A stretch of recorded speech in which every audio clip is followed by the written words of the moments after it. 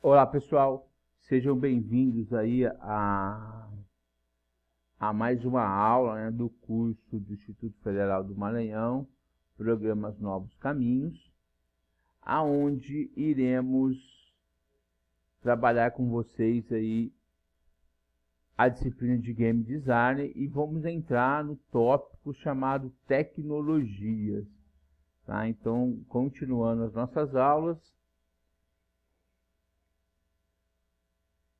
Então, primeiro tópico, tecnologias em jogos. Hoje em dia, é muito comum se associar tecnologia com inovação. Pensamos logo em computadores, redes sem fio, automação e máquinas. No entanto, tecnologia se refere a qualquer ferramenta e processo.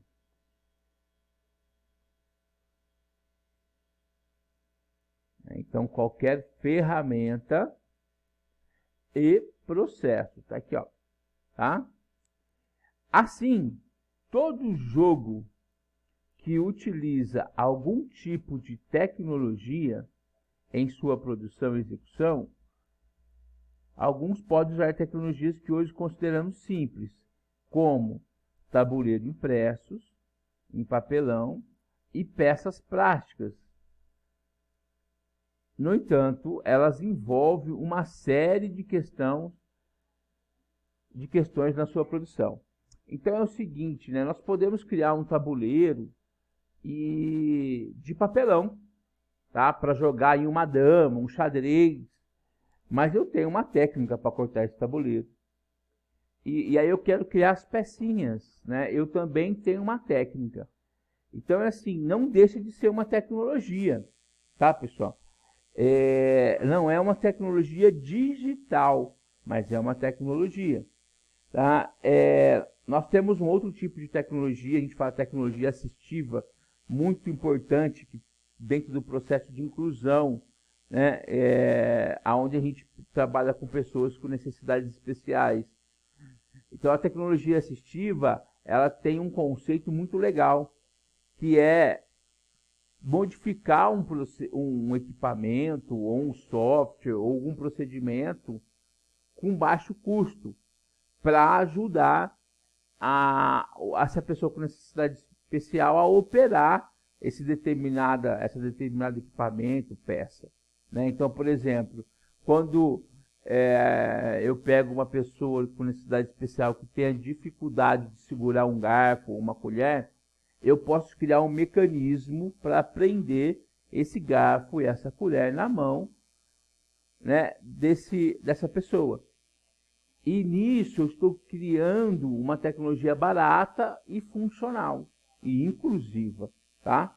Então as tecnologias necessariamente não precisam ser apenas tecnologia digital.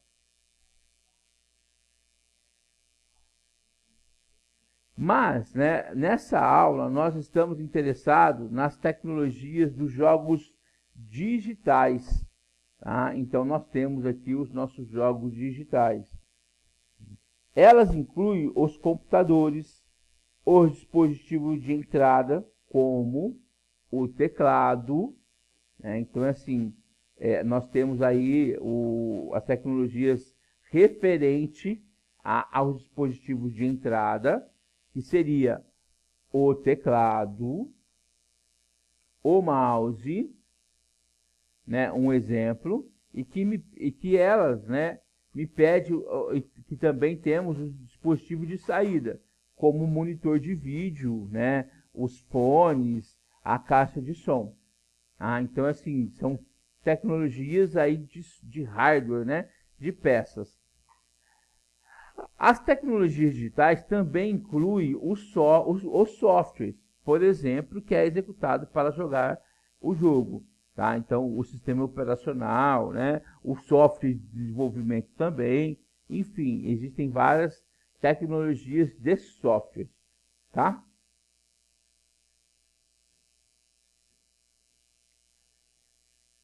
Na história dos jogos digitais, encontramos inicialmente dispositivos criados para executar um único jogo. é o caso das máquinas, né, para jogar o jogo, por exemplo, aí, o de ping-pong, o Computer Space, né? Então, assim, começa a surgir no final da década de 70, né, os nossos primeiros videogames, como conhecemos hoje, né, como a gente conhece já hoje, que são jogos computadorizados, né? E também surgiu, né? Hoje não é só o videogame, nós temos os computadores, nós temos os smartphones, nós temos os tablets, né? Mas tudo se começa a questão de jogo digital com os nossos videogames partindo aí da década de 70. Né? Por exemplo, né, um bastante conhecido é o Atari 2600. Né? Então, esse foi o meu primeiro videogame. Que já vinha com um joystick, né, formado por uma alavanca e um único botão. Então, nós temos aqui, tá, o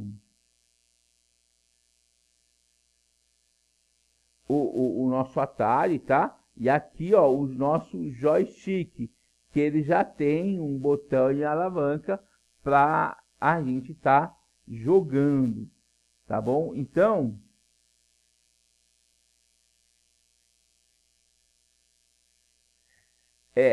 teria esses outros, né, que eu não conheço, tá?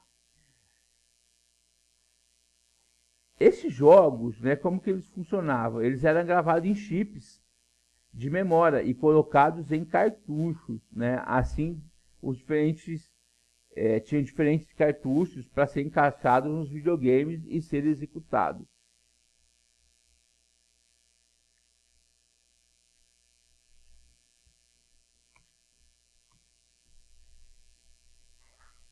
Também, né, aí a gente continua durante a década de 80 e 90, os videogames começam a evoluir, né, surgem também as tecnologias dos computadores que começa a ajudar ao desenvolvimento desses videogames.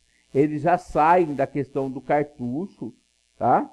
Então, assim, a cada nova geração de videogames eram usados processadores mais sofisticados, a maior quantidade de memória, e assim surge a geração dos 8 bits e geração de 16 bits, né, para se referir às capacidades desses videogames, em função, né, das capacidades limitadas que antigamente tinha. Tá? Então, aqui já entra aí o Nintendo, começa a surgir os minigames, tá? Então tem aí os videogames que começam uma grande evolução a partir da década de 80 e 90. A programação de jogos, nesse período, era bastante complexa. Os programas eram escritos diretamente em forma de instrução do microprocessador. Isso exigia muito conhecimento técnico sobre cada videogame e seus limites. Então é assim, é uma linguagem de programação estruturada, né? Eu tinha que orientar lá, pula, tá? Era só para pular. Agora pular e atirar, né, de repente não estava dando ainda no começo, tá? Porque eu tinha que pular e depois atirar, porque era uma lógica, né? Um exemplo. E uma coisa que não era viável, tá? Por isso que não tinha muito mercado, as pessoas era para programar uma coisa em casa, era complicado porque nós tínhamos que gravar esses jogos em cartuchos. E essa gravação, o equipamento e a gravação, ela era cara, tá? Então esses fatores limitavam bastante o número de pessoas que conseguiam desenvolver jogos.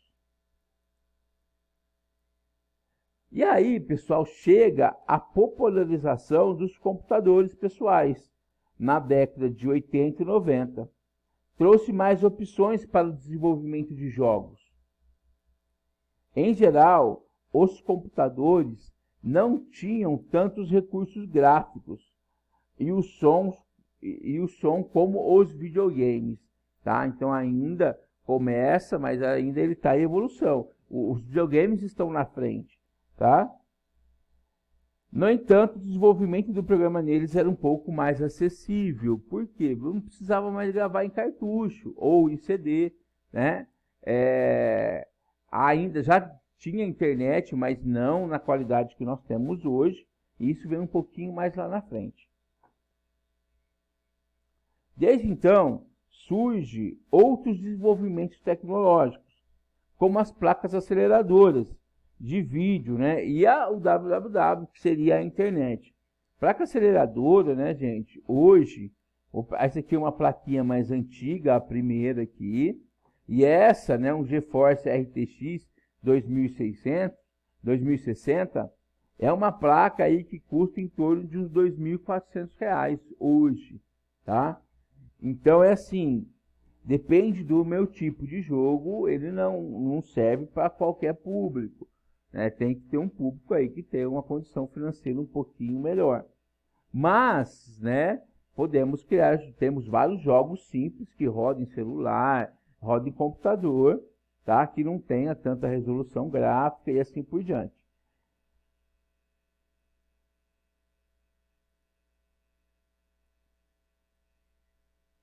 Então, pessoal, a nossa geração recente, né? Os videogames se diferenciam muito pouco dos computadores. Então, assim, a diferença é muito pouca, tá? Então, não era aquela distância que nós tínhamos. São vendidos pela web ou em lojas eletrônicas com maior processamento e memória, surgem ferramentas melhores para se criar todo tipo de programa, inclusive jogos para os celulares, para tablets, né? E que possui uma capacidade de armazenar esses jogos sofisticados. Então, pessoal, o mercado de game começa a se valorizar, né? Além dos celulares, dos smartphones, né? Surgem os computadores de gamer, teclado. Então, a parte do hardware, então eu tenho uma CPU aqui toda incrementada, os mouses coloridos, os teclados coloridos, tudo para jogo, tá? Tudo para jogo. Então, assim, o mercado de jogo, ele é muito grande.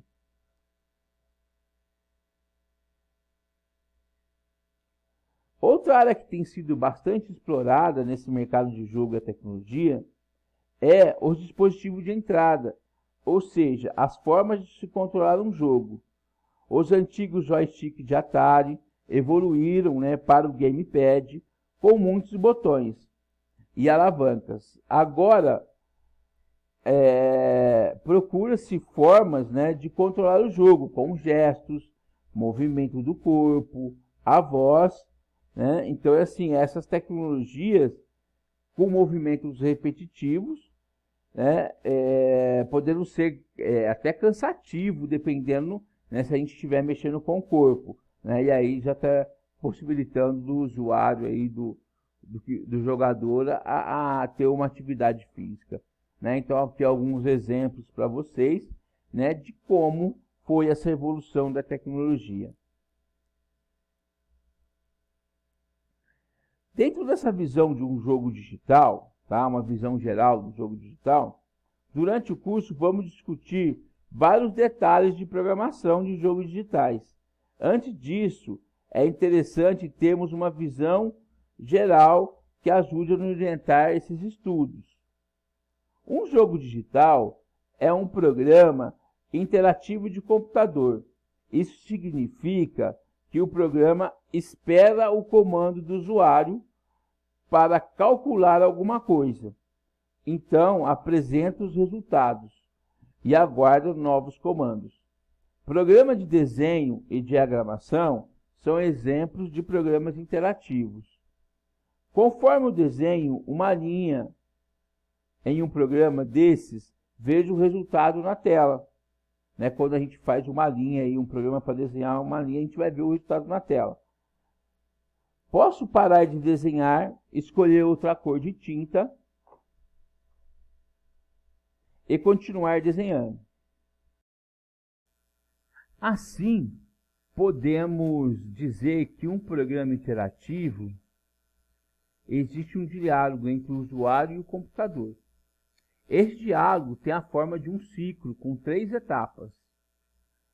O usuário envia um comando para o computador e é feito o processamento. Olha que o item 2 é feito o processamento. E apresenta uma resposta, tá? E assim por diante. Nem todo programa precisa ser interativo. Por exemplo, um programa que calcula as chances da chuva para a próxima semana. Ele executa complexos cálculos, né, de física, simulações de física, e depois ele mostra o resultado final. No caso de um jogo digital, podemos visualizar 3 etapas principais: a leitura dos comandos do jogador, a execução das mecânicas do jogo e a geração de saídas. Elas correspondem às 3 etapas existentes no diálogo de um programa interativo, né, que seria esse jogo interativo. No caso de jogos que utilizam teclado, mouse, joystick, câmeras, reconhecimento de gestos de voz, tá?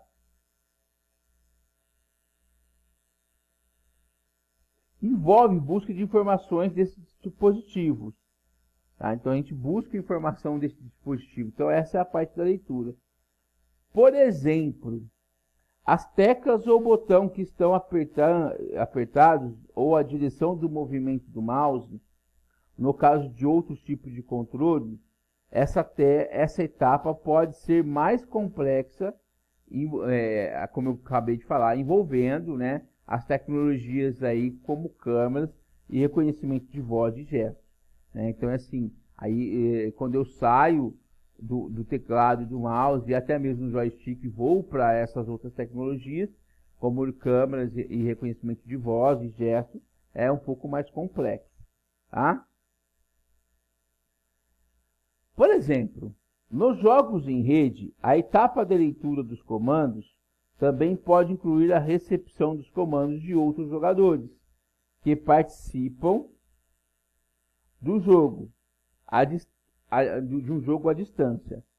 Em todos os casos, o resultado dessa etapa normalmente é um conjunto de informações representando o comando do jogador.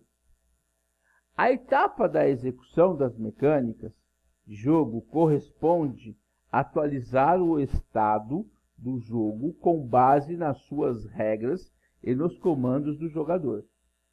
Imagine que foi detectado que o jogador apertou o botão de pular. Nessa etapa é executado a lógica do programa, para fazer com que o personagem pule. Imagine também que o jogo existe um cachorro e ele segue automaticamente, né, o jogador, o personagem. Nessa etapa será executada a lógica que move o cachorro para perto do personagem do jogador. E no final dessa etapa ocorre uma mudança de estado, né, aonde o cachorro estava distante do personagem e ele foi ficar próximo ao personagem. Na terceira etapa, que seria a etapa de geração de saídas atualizadas, o jogador é informado das mudanças que acontecem no jogo. Voltando ao nosso exemplo, uma nova imagem é apresentada, mostrando o personagem pulando e o cachorro tentando acompanhar. Também poderia ser produzido um efeito sonoro para sinalizar o pulo. Algum gamepad possui efeitos de vibração, que também poderiam ser relacionados. Com a parte dessa etapa, né, da terceira da saída, no caso dos jogos em rede, essa etapa também inclui um envio de informações atualizadas para outros jogadores que participam do jogo. Então, se eu estou jogando em rede, né, e eu tenho uma mudança do estado do jogo, então eu matei um personagem, vamos supor um programa de tiro, um software de tiro, um jogo de tiro, eu matei um personagem, ele cai no chão, ele também vai ter que aparecer para o outro jogador que ele está caindo no chão. Ou se eu estou numa competição de corrida, né, alguma coisa assim que a gente trabalha online. Então vai ter que aparecer para os dois lados. Então essa estrutura interativa com as 3 etapas que analisando é conhecido como laço principal. Ou seja, a gente pode chamar de main loop de um jogo. Tá? O nome do laço se refere à estrutura do laço de repetição da lógica de programação. Existem outras partes de um jogo digital, além do laço principal, por exemplo, temos o carregamento de imagens, sons para a memória e a gravação, né, do server games. No entanto, o entendimento de cada etapa do laço principal é muito importante se quisermos criar os nossos jogos. E isso será discutido em várias aulas dessa nossa disciplina. Então, pessoal, até a próxima. Espero que vocês tenham gostado, né? Então, até a próxima aula. Tchau, tchau.